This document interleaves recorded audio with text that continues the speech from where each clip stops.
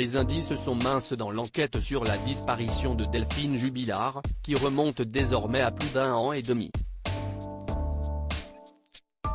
Les autorités se penchent donc avec la plus grande attention avec les éléments majeurs qu'elles ont à leur disposition pour résoudre ce mystère dans lequel il n'y a ni corps, ni scène de crime.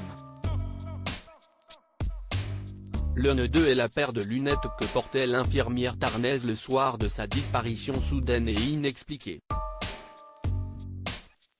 Une nouvelle expertise vient d'être dévoilée sur cet objet qui a été découvert quelques jours après la disparition par les gendarmes, cassé en deux.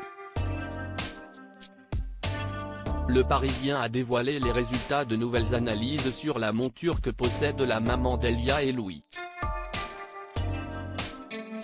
Ce dernier, âgé de 6 ans lors des faits, a formellement assuré que sa mère les avait la dernière nuit où elle a été vue, puisqu'elle les a utilisés pour regarder l'émission qu'il adore, La France a un incroyable talent. Dans un premier temps, la dépêche du Midi avait révélé qu'aucune trace de sang avait été retrouvée sur l'objet. Cette fois, les nouvelles analyses ont révélé, d'après Le Parisien, que l'ADN de Delphine, ainsi que celui de son mari avec qui elle était en procédure de divorce, Cédric Jubilard, était présent sur les montures. Aucune autre trace n'a été retrouvée sur cet objet. Ces résultats impliquent qu'aucune tierce personne ne serait intervenue au cours de cette ultime nuit, à l'inverse de ce que la défense du mari de la disparue laissait entendre. Ce dernier est actuellement en détention provisoire pour homicide par conjoint depuis plus d'un an.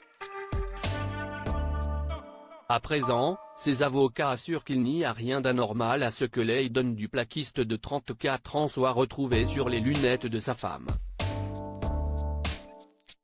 L'un d'eux, maître Alexandre Martin, ajoute que si des traces ADN de l'artisan, mélangées à celles de son épouse, ont bien été relevées en faible quantité sur cet accessoire de vue, les experts n'excluent pas que ces traces puissent aussi provenir des enfants du couple Jubilard, souligne la dépêche.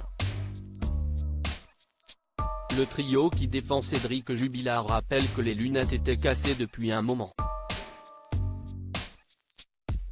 En effet, si une analyse avait prouvé que la monture avait été brisée par une force extérieure, donc possiblement au cours d'une violente dispute, les avocats arguent qu'elle était cassée depuis un moment. Cédric Jubilard reste présumé innocent des faits qui lui sont reprochés jusqu'au jugement définitif de cette affaire.